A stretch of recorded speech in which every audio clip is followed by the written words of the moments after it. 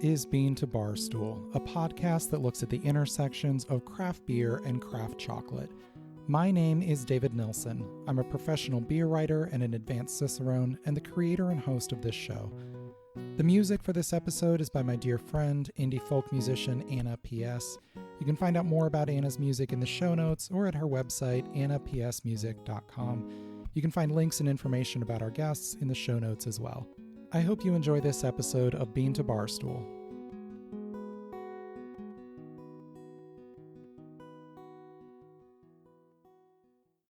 In this episode, we'll talk with Em Sauter, a fellow Advanced Cicerone and the creator of Pints Panels, a cartoon that celebrates beer and provides educational resources for folks curious to learn more about our favorite drink.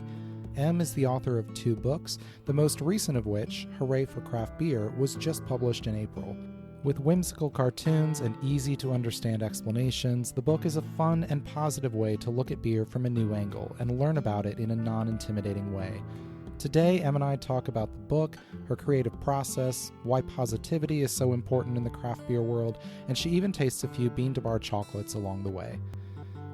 It's been really awesome how positive and excited people are for the book. It makes Pints and Panels and myself very, very pleased. I'm glad that people really like it.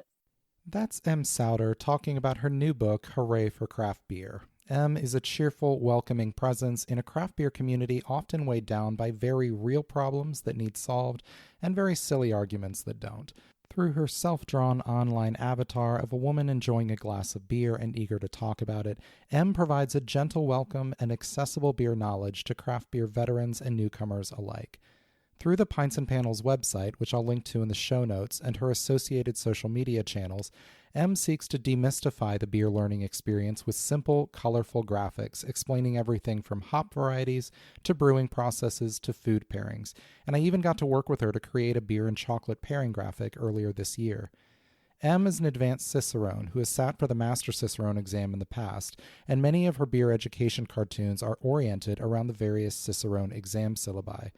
Throughout our conversation, you'll hear her reference these exams and refer to them by their levels within the Cicerone exam structure. I've linked to the Cicerone website in the show notes if you want to learn more. Before our interview, I mailed Em some excellent bean-to-bar chocolate bars to taste during our call. Em is a skilled taster, and I wanted to hear a beer expert who knows little about craft chocolate encounter these flavors for the first time. To start out, I asked Em to tell us more about her new book, Hooray for Craft Beer. Yeah, Hooray for Craft Beer is published by Brewers Publications. So they do a lot of beer books. This is their first kind of outside technical, they do sensory books and How to Brew by John Palmer, which is one of the best homebrew books ever. So it was really interesting that they wanted to take a chance on something outside their wheelhouse. And so it was really exciting to do 100% illustrated kind of beer 102. I know about beer a little, but I want to know more, but in an easily digestible way. So I finished it in September of 2021 and it was published in April of 2022 and it looks great. People are really excited about it.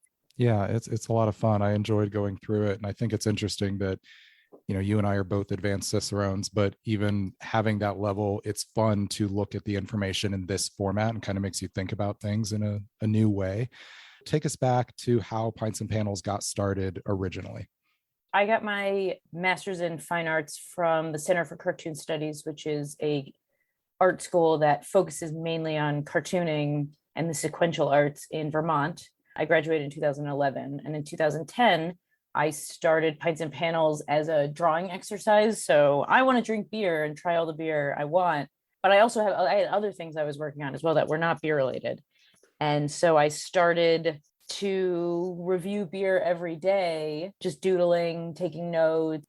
So it was a great way to start. So Pints and Panels, I was driving, I was running errands, and I was like, I want to review beer in cartoon form. It would be a great exercise. It'd be really great to learn more about beer. And I got back to my boyfriend at the time's apartment and I told him, and I was like, I want to do this blog. What do I call it? And he just goes, you're going to call it Pints and Panels. And I was like, that is the best name. You're right. I am going to call it that. I am going to call it that. I said, you're a genius. And so I always make sure to credit Ryland Ionelli. Thank you for coming up with that, because he's still a friend of mine. So what's the scope of Pints and Panels today? What all do you get involved in? I did mainly focus on reviews till about 2018, 2019. I did publish a book in 2017 called Beer is for Everyone. And that focus is like on reviews, but I want to learn more about beer. So I'm going to review, big, easy to find beer, your Lagunitas IPAs, your Dale's Pale. And that's going to be a way you can learn about beer. If like, oh, I like malty beer. Oh, well, you should try like Bell's Amber. Things that are pretty easy to find. Beer is very regional now, almost hyper local.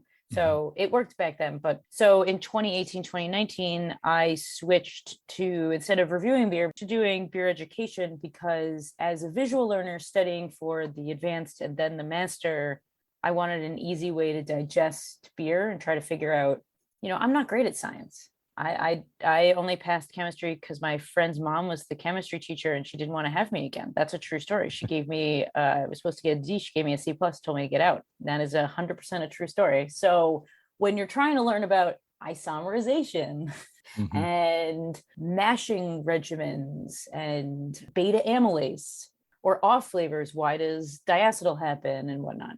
Those are very scientific things and processes. And so how do I teach myself, but then also teach others about pretty scientific things? And that's how Pints and Panels switched to doing visual beer education. So teaching people about everything from raw materials to the process of beer to beer styles and beyond. So drawing these cartoons helped you learn these concepts as much as it is for other people. Yeah, I started drawing just for myself. And then I was like, well, that's selfish. Let's put these on Pints and Panels website and make them free so people can learn about beer in an easy to understand, accessible form.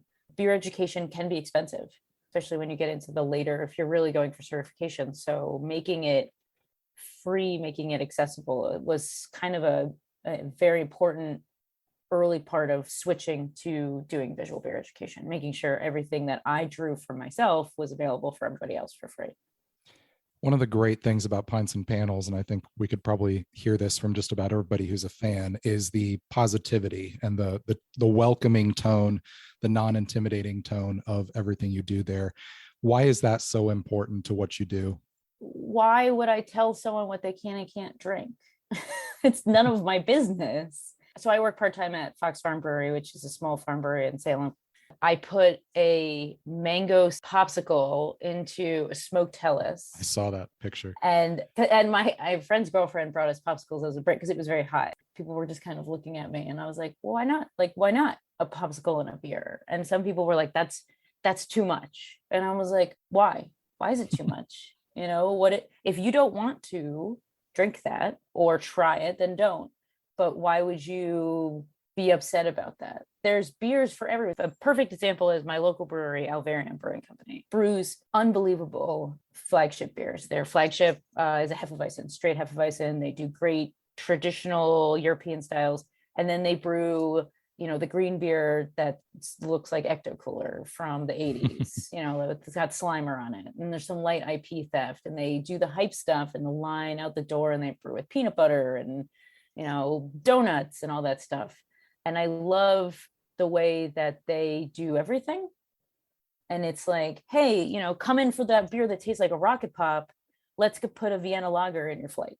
And so there's a very like welcoming and kind of all encompassing mantra to their beers. And I find that you can do whatever you want with beer. There's beer flavors for everybody. And if you're kind of like, oh, I don't know about that, then don't drink it. Pints and Panels is for every beer flavor, every beer flavor welcome, every beer geek welcome, every new drinker is welcome, everyone's welcome. Positivity is rare, unfortunately, nowadays, I find. And I kind of dislike how, oh, you're so positive is such a weird, thing that's, oh, it's so wholesome, so positive, like, oh, what a breath of fresh air. And it's like, but shouldn't we all be kind and accepting and tolerant and understanding even when it comes to the beverage that people drink? Drink what you like with a little bit of an asterisk. Get out of your comfort zone once in a while. That's I almost sound not like positive when it like comes to people's lack of positivity, but Pints Panels is 100% positive all the time. We celebrate beer. I celebrate beer. Pints Panels celebrates beer, and that's what we're here for. Well, on Bean to Barstool, we celebrate beer and chocolate. So I'm going to have you taste some chocolate. Yay! I've sent Em 3 different chocolate bars, 3 different Bean to Bar chocolates. We've got one from Bellevue out of Vietnam called Good Morning Vietnam. It's a 70% cacao with cacao and coffee, both from the Lam Dong province of Vietnam. We've got Fire Trees, 73% Philippines, Mindanao Island. And we've got Definite Chocolates, Dominican Republic, Oco Caribe, 70%. So where do you want to start with those, Em? Pick one. I'm holding the Definite, so let's do the Definite chocolate bar. So you obviously are a seasoned beer taster.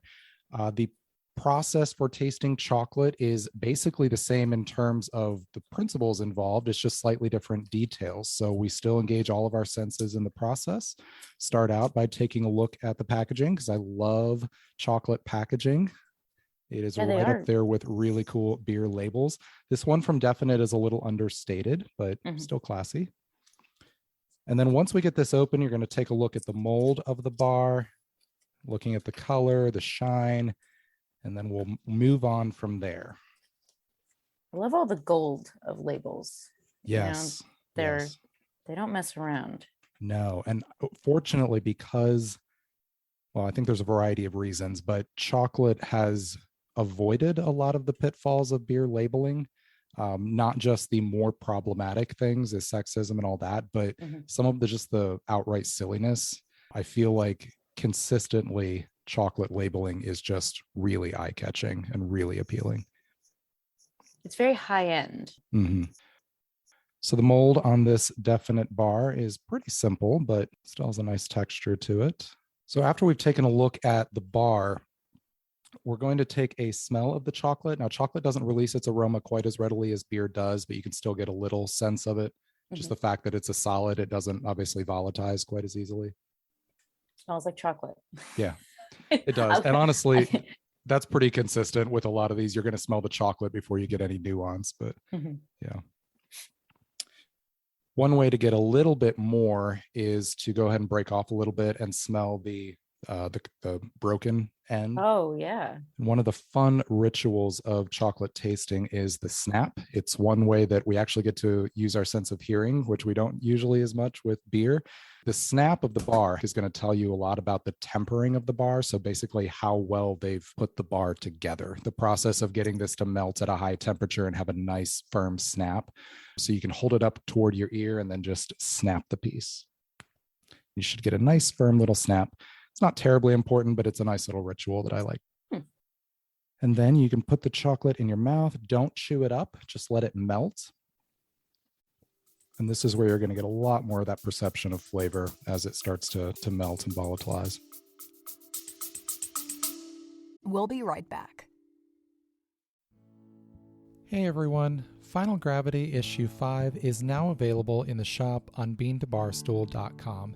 This 5th issue of our zine telling personal, human-centered stories from the world of beer is full of great articles.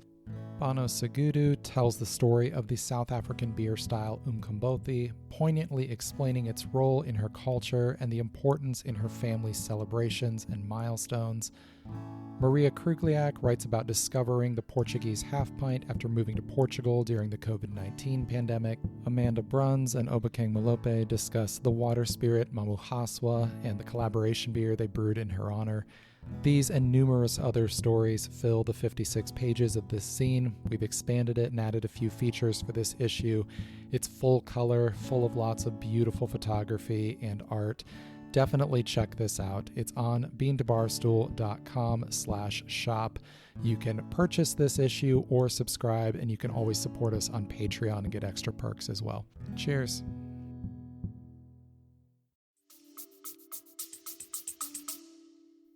It is a lot like beer in that regard, where you want to let the beer warm up in your mouth. I mean, there's no melting aspect, but.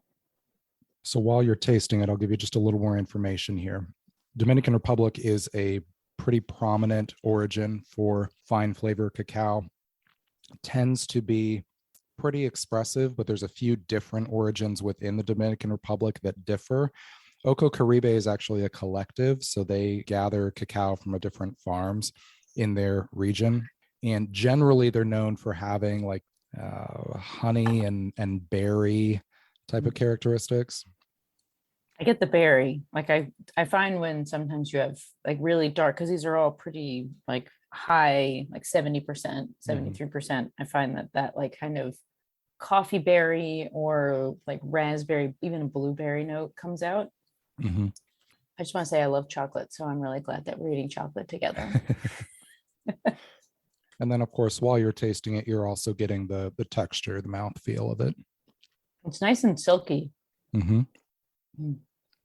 The finish is slightly, there's like an acidic dryness to it. That's quite appealing. Yeah. I like that about it. Almost like it's almost like slightly astringent. Yeah, a little bit.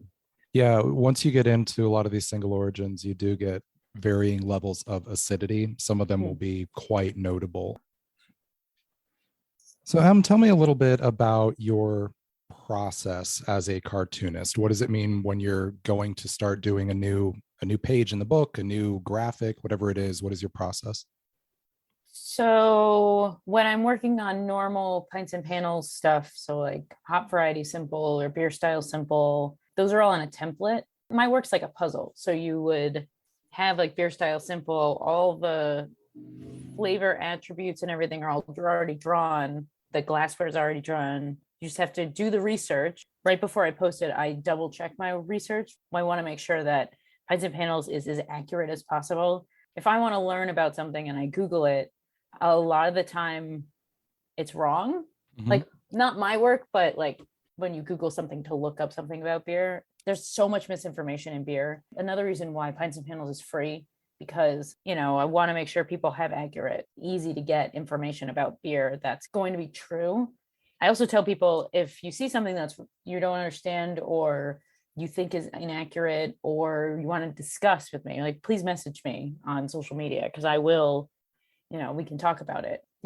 Everyone's wrong sometimes. So sometimes I'll miss something. Like I'm not going to double down. The thing about beer is there's a lot of right answers in beer. You can brew a porter, with multiple different grists and still get a porter. So there are a lot of right answers. But normally if I'm drawing, let's say something new, I would write it out first. All my work is hand drawn. I use the computer for color and font because my handwriting is digital. So I digitize my font, like my handwriting into a font so I can type it in. And then I'll pencil and then ink over the pencils. And I've been using the same sketchbook since all the same things I still use from 12 years ago. All my classmates have moved to the iPad from graduate school, and I'm not ready. I don't know if I'll ever be ready. And then everything's done in Photoshop. So color, laying everything out, and handwriting. And I usually draw in the mornings. I can't draw in the afternoon. I have no idea why, just can't do it. And then digital work is usually done in the afternoon. And every morning I set clear expectations of what needs to be done, and I need to achieve those. It's difficult when you're at home and you get distracted by chores or errands or doom scrolling or petting the cat. Like there's a lot of stuff going on. So right now I'm doing more hop variety simple for the end of the year. So Belma hops and all the like new weird like Altus and Triumph and all these kind of like new hops. So that's been really fun to learn about the newer ones. I know I'm going to run out of hops soon. They'll keep making new ones. Yeah, I am very, very close to giving up trying to keep up with them. I am always like, which ones am I missing? And I'm sure there are a bunch, but it's hard to keep track. So, and then I thought about going into doing yeast strains. So I did a sample one, and then someone was like, no, but they're nuanced. And I'm like, it's called yeast strain simple, like, come on. I know that the Y yeast, American ale yeast, and the White Labs, California ale yeast, are a little different, but they're American ale yeast. So let's just stay, that's the thing about hop variety simple, they're simple in the title. So we're not going to dig down into bunch of stuff, but you're going to get kind of the basic information about what is this? Why would it do it this way? What does it taste like? What is it used for? So, What are some of the limitations or challenges of doing beer education in a visual format like this? it's simple. So you do miss the nuance. You miss certain aspects. Like a dark mild that was the beer style simple today on my website. And I say it can be brewed with pale, crystal, and dark malts, plus maybe sugar and maybe flaked corn. But what does that mean? Can I brew just with the three things? Do I have to brew with? I didn't mention brewer's caramel because I lumped that in with sugar. There's flaked corn, but could you use other corn? There's ale yeast, but what ale yeast? Would you use London ale yeast? Which kind of English ale yeast would you use? Because there's lots of different ones. So there is the simplicity of it, and that's why it's called beer style simple. It's basically as simple as possible. But when you want to get into a more intermediate stuff, you're going to get bombarded with so much information that I think that would be really hard to illustrate because there is so much. Whereas a written book can fill hundreds of pages with explanations and whatnot. You are inhibited by the art that you do. But you said it yourself, you're an advanced Cicerone and you enjoyed it. So just because the art is simple doesn't mean what you're explaining has to be simple. So Sure. Yeah. Did you have any particular favorite pages or drawings or things that you had to do for this book?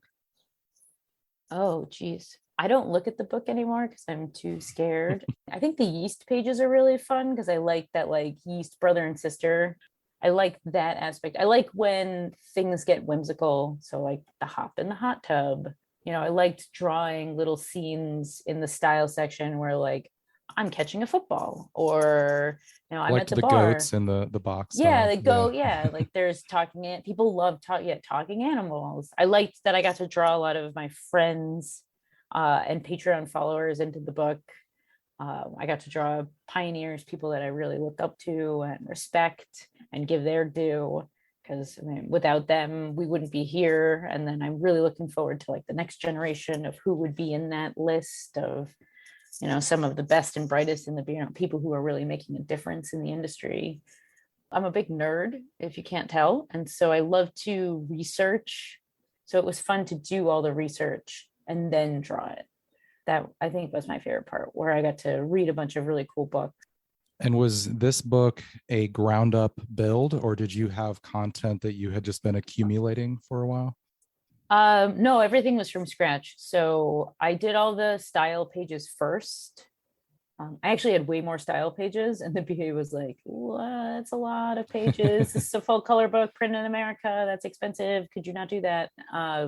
So I had to cut a bunch of them. And then I worked kind of chapter by chapter. So beer history. And then, so the work is also a puzzle. So everything's drawn and then you kind of lay it all out. And so I did all the style pages first because they were all the same. So you could kind of keep a template and then work off of those.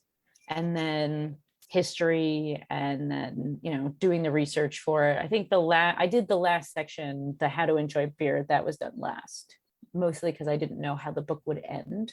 Beer slang was a really fun one to do. I'm a new drinker. What the heck's a mule? Or a whale? I don't understand. These are animals. I don't understand how they, in the beer world, where did they come from? And so kind of creating a small dictionary. I think that was Dr. J was like, you should do a beer slang page. And I said, yes. Nice. Thank you. Always a good source of advice, yes. Dr. J. 100%. Well, let's taste another chocolate. Why don't we do the Fire Tree? Sure. And I will just say that I love their packaging. Yeah, it's very nice. It's very high. It feels like a fancy book because of the design on the front. It looks like, those books from like the 19th century that would have the colors on the inside of the Yeah, cover. The marbling. The marbling. That's what it reminds me of. Yeah, so they maintain this format for all their packages, but each origin has a different color theme for that artwork at the bottom. So this is from the Philippines. This is Mindanao Island, which I believe is the southernmost island in the chain. Fire Tree is out of the UK, but they focus almost entirely on the Pacific Rim. So they do mostly Pacific Island origins. It has a good snap. It does. The snap is so much fun. Yeah, that's a good one. I really like that they have tasting notes. Mm-hmm. I've never seen that on a chocolate bar. An increasing number are doing that. That's very helpful because with chocolate, you're kind of, I don't know, to the untrained taster like myself with chocolate, it just tastes like chocolate. But you really can drill down. Same thing with beer. You know, beer tastes like beer. The hell does that mean? But if you drill down and kind of know what you're looking for, it's easier to find. So this one has definitely a different aroma than our first one. What do you pick up here? I already went in and tasted it. I'm sorry. You're fine. I got greedy. I couldn't help myself. Well, in terms of flavor, this one's softer, although the acidity, when it starts to melt, is quite pronounced, especially on the tip of my tongue. Wow, that's really interesting. Sorry, I'm talking with my mouth full. No, you're fine. Aroma, I'm being swayed by their notes, but I'm okay with that. The citrus, the honey especially. I always get a touch of sweet banana from this origin, or this bar specifically. It's really good. It's a lot. I mean, I think I got chocolate on my nose too. That's how you know you're doing it right. I could see the banana is a really good. That's a really good note. I can see that. I think one thing that's interesting tasting these first two right after each other, the second one is a slightly higher percentage, 73%. But it honestly seems, like you said, it's a softer, gentler chocolate. I feel like the flavor nuances are more in front, whereas in the first bar, the definite bar, it is more fudgy chocolate. So good. They are one of my favorite single origin makers. I can see why. It's really good. And I think you would be fascinated if you can go on their site and order a tasting pack of their origins, all the same percentage, and taste them side by side and really be able to see the nuance in origin. I want that after dinner. That's the thing I really like about chocolate, especially like the higher percentage chocolates. They almost stand in for like a digestif, like an after dinner drink or a big beer or a palate. It's a great palate cleanser. There could be the acidity in it. It's such a great end to something. I have a very big sweet tooth. Me too. I love desserts. I'm always like, I'm going to eat less sugar. And then I fail miserably. Well, with something like this, you take your time on a piece of it. You really haven't had all that much. Yeah, that's true. I'm going to have a lot left over. And then I will 100% just probably eat the whole bar tonight. So let's talk about tasting beer then. Do you have any special processes or rituals when you're tasting beer for yourself? If I'm at home, no. Usually when my husband gets home from work, we share a beer. I think 16 ounce cans are just the best sharing conveyance. I don't drink out of any fancy glass. My favorite glass is like an old mason jar. I just really like that kind of utility of, it's forever, bourbon, wine, anything, juice, it doesn't matter, tea.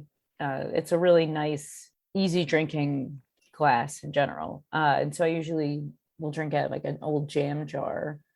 I'm just enjoying beer. That's the best part about beer, is to just enjoy it.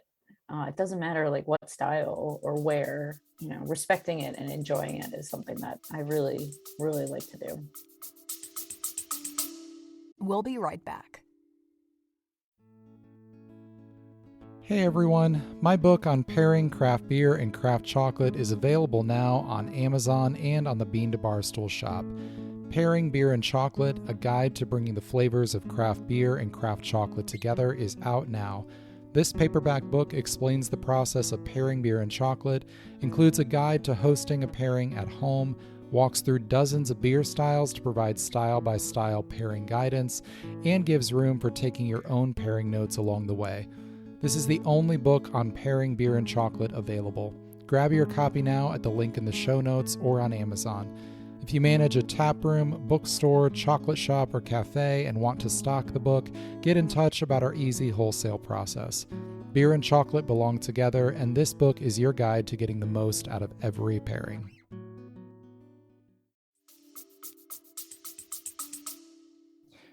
Do you find yourself continuing to grow as a taster now that you're no longer studying or prepping for the next exam?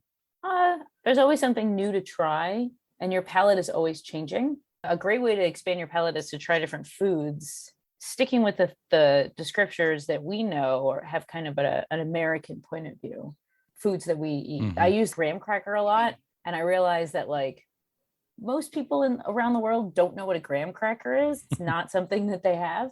In England, they have that like digestive biscuit, which is like, it's like a thicker, heartier graham cracker, but it's kind of in the same plane. But like other places all over, the world have different flavors and whatnot. So if you want to be a better taster, trying different foods. When I do beer and food pairings and I'm not familiar with the foods of that particular country, I always ask someone from there to do the food pairings.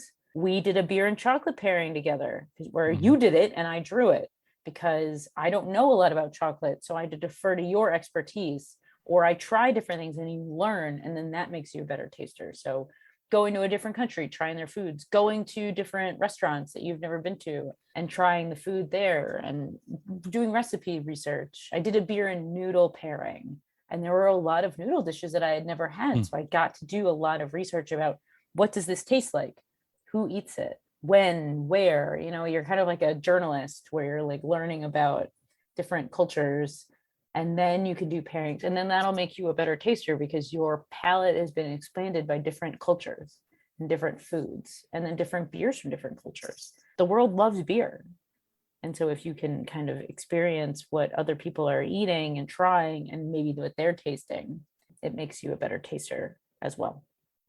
Do you have a favorite recent beer? When I was at CBC, Surly had a Belgian table beer brewed with lemon drop hops, and that beer was so That sounds good. perfect. They had run out of glasses, so they gave it to me in this like solo cup. And I was like, okay. And oh my gosh, was that beer just unbelievably good. That is one of my favorite formats of beer, that low alcohol Belgian pale ale or table beer. It was so good. I was in the ladies' room at Surly and I tweeted at them like, "This is a triumph!" Exclamation point.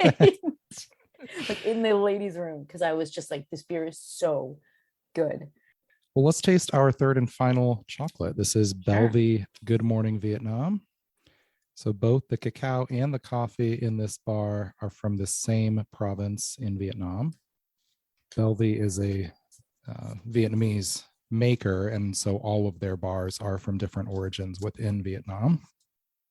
Much like hops, cacao grow in a specific latitudinal belt around the world. So for cacao, it's 20 degrees north and south of the equator.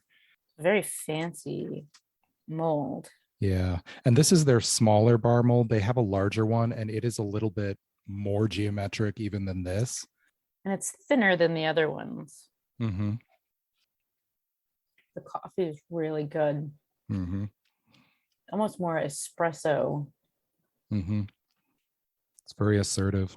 Mm-hmm. It's really good. But also earthy. Yeah. I love coffee. Any like sweetened coffee. My grandmother used to give us coffee ice cream for dessert when I was a kid. And I always have very fond memories of any like kind of sweet coffee for that reason. Like, who gives a 5-year-old coffee ice cream? But I know you said not to chew, but I'm sorry. I chew. Oh, that's okay. It's just when you first put it in your mouth, like when you're having a candy bar, your instinct is just to chew that up. It's just best to let it melt a little bit and then, do what you want. Yeah, when you chew it and it's swallow it, the flavor is almost like it's very muted. Mm-hmm. Whereas if you let it sit, this one, I mean, I know that everything you have last is usually like a favorite, but this one's really good. Is this your favorite, you think, of the three? Yeah. It's really, really nice. I really love the addition of the coffee. The coffee is a lot. It almost kind of pushes the chocolate away slightly, but I don't care. So what's next for you and Pints and Panels? I always say we, but it's just me, because I don't really like to talk about myself, Em Sauter. I like to talk about Pints and Panels as its own thing. This isn't really about what I'm up to. It's about what Pints and Panels is doing. Working on constantly making sure the website looks good. I've started to work with a Spanish translator to put Pints and Panels into Spanish. I have quite a large Central and South American following on social media, so I want to make sure that they have access to Spanish language stuff. So I'm working with a translator for that.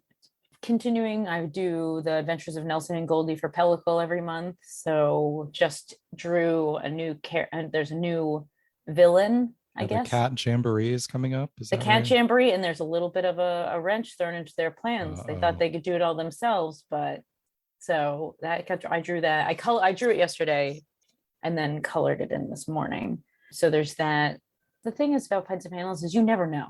You know, there's always new things coming up that are fun and interesting that you don't know. That's the thing about you're self-employed. So, you know, like it's a little stressful because you're like, man, if something happens, then, you know, what am I going to do? But then you get that email from someone that's like, hey, I want you to draw this, or hey, for you, like, I want you to write this, or your pitch is accepted. So it's really exciting the way that every day is different.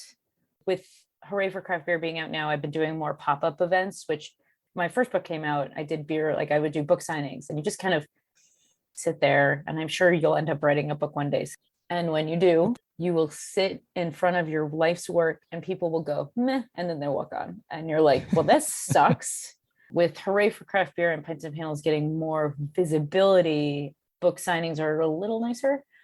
It's fun to see Pints and Panels growing and hopefully continue to grow. It's been a lot of work. I work every day. You know, I've started Pints and Panels in 2010. So this wasn't just like an overnight thing. I mean, it took 8 or 9 years of hard work. And it's really nice to see it start to pay off and have people really respect it and enjoy it and use it. I know people who email me go, I used your visual syllabus online and I passed my level 1 or I passed my level 2. That gives me the thrill. That's the thrill, you know, when people are like, I own a brewery and wherever, and I bought your book for my tasting room staff and they use it as a reference guide. And that's just really fun. Yeah. And you're like, oh my gosh. What story are you telling with Pints and Panels? That beer's for everybody and that everyone can enjoy beer. You know, if you're just crushing the hype stuff, fine. If you're, you know, a stickler for the traditional, then great, good for you. If you're a new beer person and you're intimidated, you know, because there's a lot of people who are trying to change the narrative when it comes to certain beers. That's, you know, Pints and Panels is there for you to say, it's okay, you know, don't worry. Drink a beer, have a good time, try things, ask questions, go, oh, I like this. Why do I like this?